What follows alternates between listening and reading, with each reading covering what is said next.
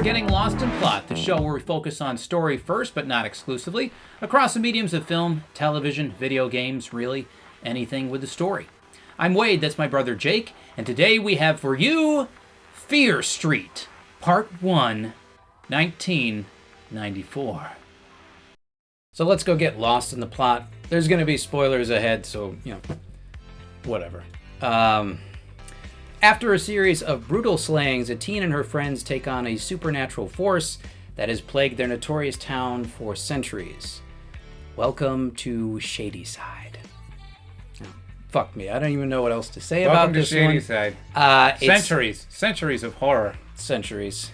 It's a teen slasher movie based on a series of R.L. Stine books. It's part 1 of a trilogy that's coming out this month. There's a witch that's possessing and killing people, and our hero is a moody lesbian who just broke up with her girlfriend. It's tough. And that's all I've got. That's our plot for Fear Street Part 1, 1994. Boy, and I hope it's loosely based off R.L. Stine's works, because... Well, he does young adult, and this is an R-rated feature, so... Right. But it felt young adult, and then they just slapped it full of R-rated hallmarks. We're going to have language, we're going to have mature themes, we're going to have drug use, all those types of things. Correct. Yeah. No, he's a young adult author, and he's the same guy that did Goosebumps, is he not? Mm-hmm. Because I had... the tone of this was so strange. I like the Goosebumps movies. I did too, because I had Goosebumps vibes sometimes. Yep. And then it would just kind of like pivot over to this kind of trashy teen R-rated horror movie. Right. They'd say a dirty word, or they'd be popping pills.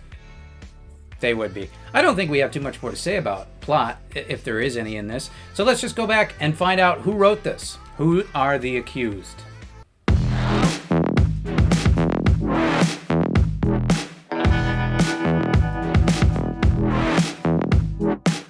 Okay, we're talking about who wrote this. We've got, I'm going to butcher this name, Phil Graziade and Lee Janiak. Two-man job. Who actually directed this one as well. Well, it's a man and a woman. Great. And the nice thing about it is they've only got one other credit. Neither of us have seen it because it came out in 2014. It's called Honeymoon. They both co-wrote that one as well. Was it a horror? Do you know even that? I've never heard of this at all. I think so. It's got a 6.6 from the audience, which is, halfway decent for something I've never heard of. I'll give them that one. Fear Street Part 1, last I checked, it might have changed since then, but it was at a 5.9 audience score, so a little bit lower than that. Now, and we talk about Lee Janiak. Her credentials are she was a director on the MTV reboot of Scream as a series for MTV. Something I've never seen and have no other frame of reference for beyond the credit on her resume. Pretty sure it's that credit that landed her this job. Yeah, I would say so. So not much to say about notable credits. Now you know who wrote it. You go ahead and break this story. Yeah, we're going to break it. So my one thing for Fear Street is the phrase cinematic karaoke. So what do I mean by that? Well, let's imagine it's back in 1991 and you're going to a concert. Let's imagine you're going to see 9 Inch Nails, whose music is featured in the opening scene to this movie. You go with some friends, you see world-class musicians playing their original works. It's an unbelievable experience, and it's one that you remember for the rest of your life. Now let's flash forward to 2021, and this time let's imagine you're going out to see a 9 Inch Nails cover band. Bunch of derpy musicians playing music somebody else wrote, and while it may sound similar, it's not quite the same. It's a hollow experience, there's a lot missing. Well, let's push it even farther than that. Now let's imagine you're at a karaoke bar, and some guy is up there singing 9 Inch Nails.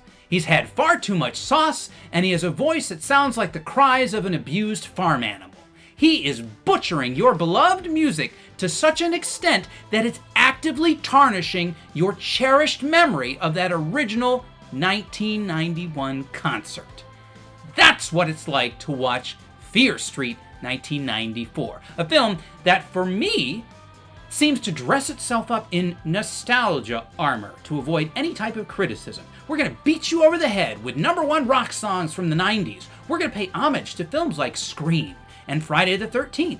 We're even going to employ the same directorial techniques that those films used 30 years ago, and we're going to bring it all to you here in 2021. You can almost feel the director nudging you on the shoulder saying, "Don't you get it? It's kind of supposed to be dumb. Don't you get it?" Oh, we get it. You're the idiot who's up on stage butchering Nine Inch Nails. But the problem for you is, although we liked that music back then, that doesn't mean we want to hear you sing it badly in 2021. And that's what this film brings you. Bad cinematic choreography performed by an impaired idiot.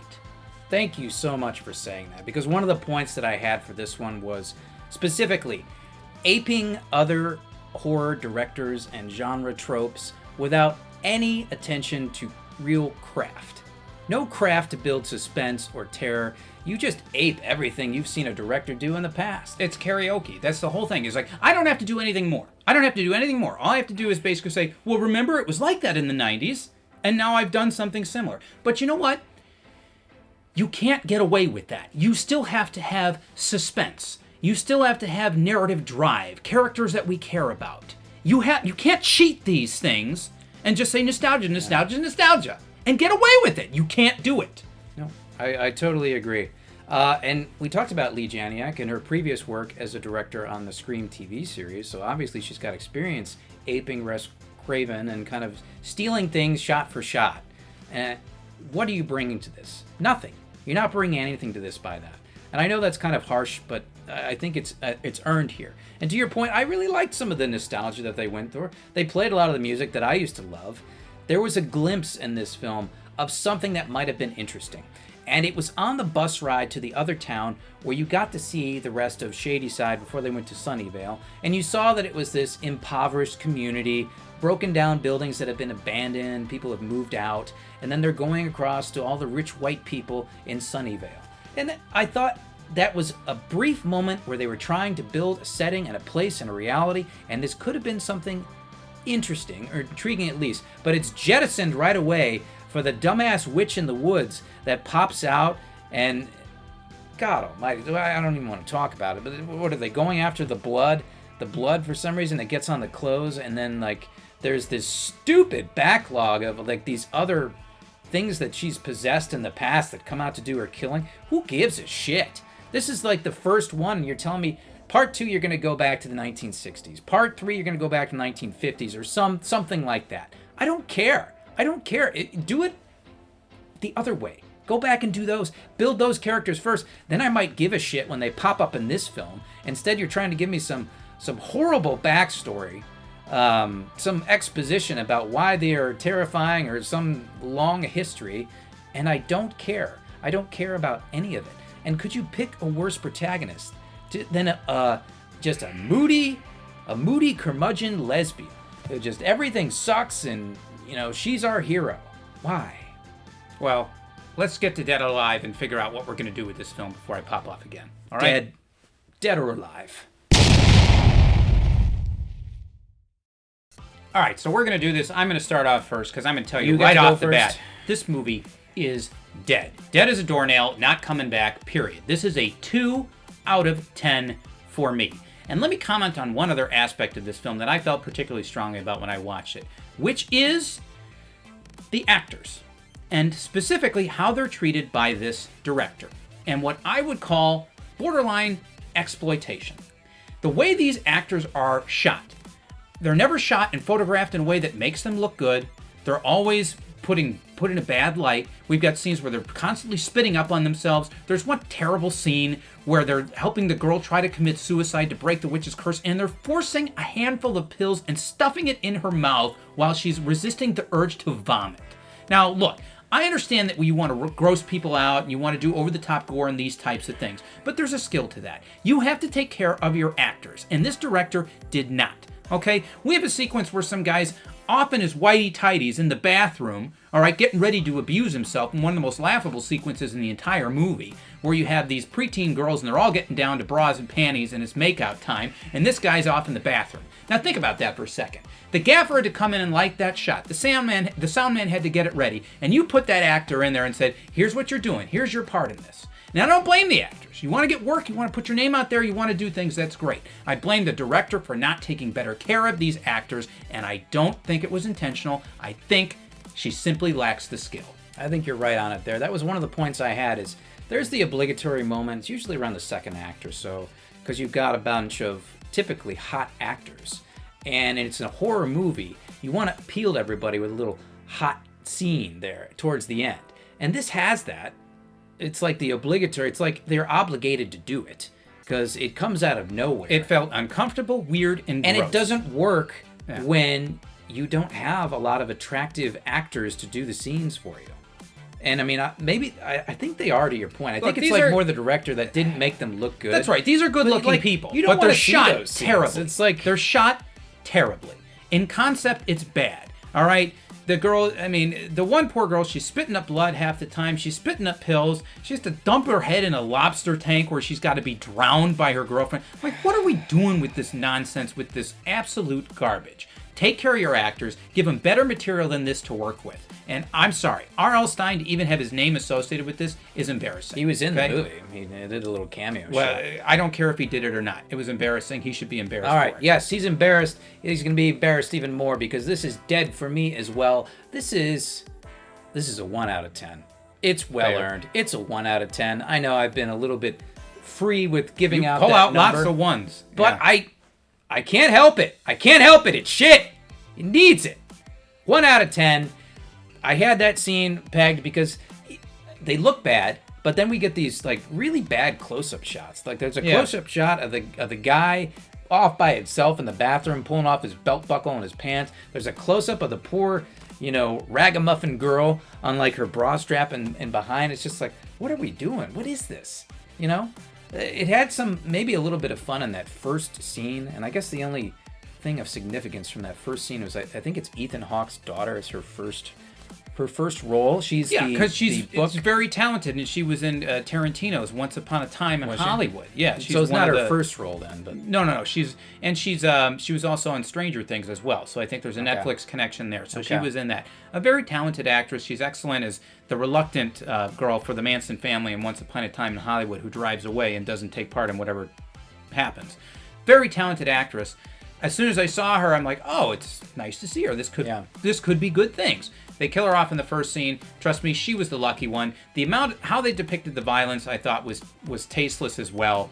And we talked about references. They wear the references on their sleeves. They're not even trying to hide it, right? Oh, a skeleton guy in a black robe. It's supposed to be just like Scream, right? And we've got Jason from Friday the 13th, right? And the list goes on and on. Blair Witch and the and stupid plot point was to trap him in a bathroom and light him on fire. Right. And we're sitting through and watching that.